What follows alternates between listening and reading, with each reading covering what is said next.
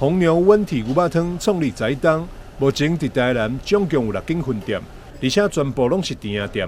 由总公司统一管理，伫专注健康美味的路上，近期煞无故遭殃。原因就是店名甲另外一间传出甜业欠薪的店家名称上过类似，因此，互红牛伫网络上被议论纷纷，就连亲友嘛打电话来询问近况。这号头家方俊生非常的头疼，特别发出声明来澄清。朋友，然后熟的不熟，还有客人都会来关心这一件事情。那他们会说：“那你们公司是不是有积欠员工薪水，还是怎么样？”然后我们就直接澄清说不是，跟红牛没有关系这样子。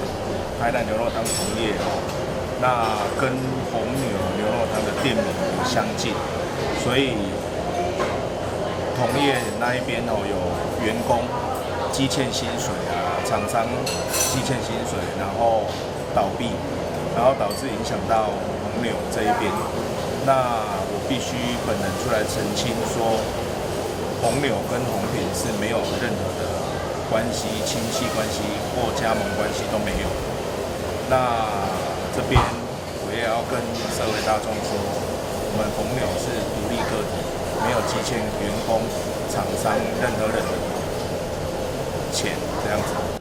方俊生表示，红牛温体牛肉汤自创立以来，秉持着诚信经营甲品质第一的理念。致力伫咧提供消费者上新鲜、上安心的牛肉料理，应将持续亲近在地，专注本业。更感谢广大消费者长期的支持甲肯定。台南新闻张世伟采访报道。